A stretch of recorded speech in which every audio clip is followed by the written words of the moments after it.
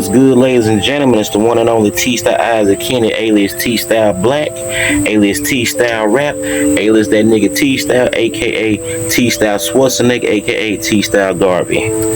With that being said, thank y'all for tuning in to another episode of Cinematic Fanatic, yours truly. First and foremost, let me just say this right here. It's hot than a motherfucker out here. So I'm burning calories, you know, I'm got all this black on and whatnot, but hey, I'm soaking in this sunshine, getting my energy back. You know, always remember this, ladies and gentlemen, sunshine can rejuvenate your soul.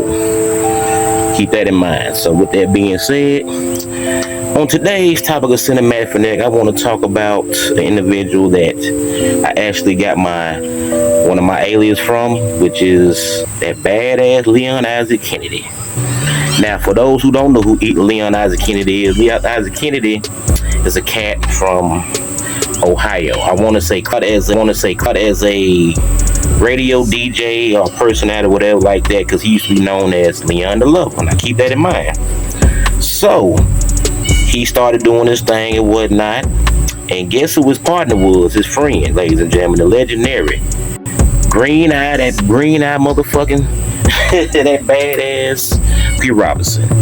So, matter of fact, he was his best man at his wedding, which he married Jane Kennedy, which at the time was the Beyonce of her day, the Halle Berry of her day, or whatever like that. She was bad. So, with that being said, let's move along. So, he started out as that. He made the transition to want to start making movies, so he moved to Hollywood. So he couldn't really break his way into Hollywood, but he broke into a few big parts and whatnot like that. Matter of fact, Fred Williams into a few of his films and stuff. The most notable film I remember the nigga in was Mean Johnny Barrows at the beginning of the movie. So he got in that. Then he made the transition of want to do independent films himself. And one of the many first films he did was Fighting Mad or Black Samurai. It was him, Jane, and I can't think of the other cat that was in there, but he was a hot commodity at the time. But the movie is off the chain. It's about these three individuals that was in the Vietnam War, 2 black and 1 white. Because the guy, matter of fact, I can't think of the cat named the white dude in there. He was in there, but he broke loose and started doing other stuff in the game. So that movie right there was his first. He was an associate producer. He was a part writer of the film. That's when Fanatic, a legendary black filmmaker himself, came and hollered at home. And he said, "Hey, I got this script. It's called Penitentiary. I think you do real good in it and whatnot." So he read the script, and then that's how he became legendary from that. Because anybody that's a movie buff like I am, seen Penitentiary, know that shit right there was raw, uncut, but it's a classic.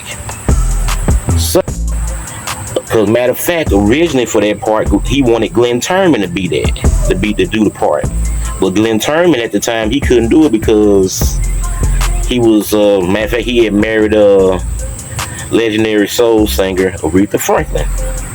Keep the thing caps on, y'all. Y'all stay with me now. So, after that, Leon, he did a film. It's actually a remake of a film from back in the 40s or whatever. It's called Body and Soul.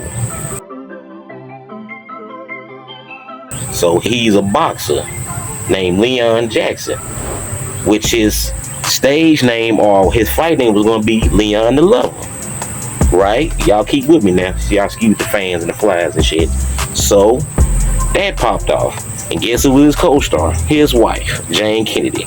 And he also got one of the greatest of all time to be in the film, which was Muhammad Ali. So the film, he's this young, gifted, athletic boxer, and he was crazy about the girls and whatnot and all that shit, but the film was a success. It was an underground hit and whatnot like that. So after that, he did Penitentiary 2. Now Penitentiary 2 is far different than Penitentiary 1, if anybody know what I'm talking about. Penitentiary 2 had a little more star quality with it. Rudy Ray Moore had did a guest appearance in there.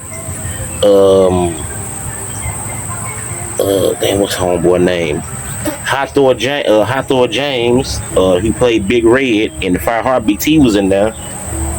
And a whole other mess of underground, whatever you want to call it, celebrities was in that film. So, matter of fact, Ernie Hudson was in the film. From Ghostbusters and stuff like that. He played half that in the movie, which he did a phenomenal job.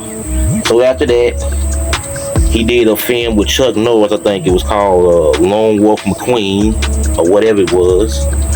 Then after that, he did I think what's that movie? It was in the street. It was like a street gang or something, whatever. It was in the 80s. It had Sammy Davis Jr. in the movie. He had the Michael Jackson. He had the Michael Jackson Thriller jacket on. He was on stage singing and shit. So he did that film. And he did some other films and stuff, man. I can't really. He did so much stuff with that and stuff. So then after that, he did Penitentiary 3. Now Penitentiary 3 is way different from 1 and 2.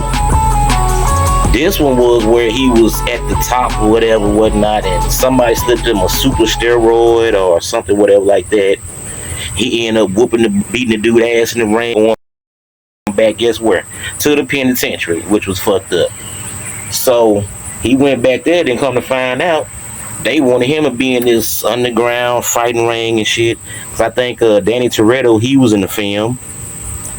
And I can't think of the dude's name, whatever. And shit, he was in the film. He was the little dwarf dude. He was hot at the time. They matter of fact, they promoted. I forgot the little dude's name, but they called him. He was a dork, whatever like that and shit. But go check that shit out. That shit go trip y'all the fuck out. So he did that. What the crazy part about this movie is that, on the episode of Martin where he had to fight Tommy the Hitman Hearns, he reenacted a scene there where Toos was fighting this dude. He probably in the top. He a fake ass Hulk Hogan looking motherfucking shit. So he fought him.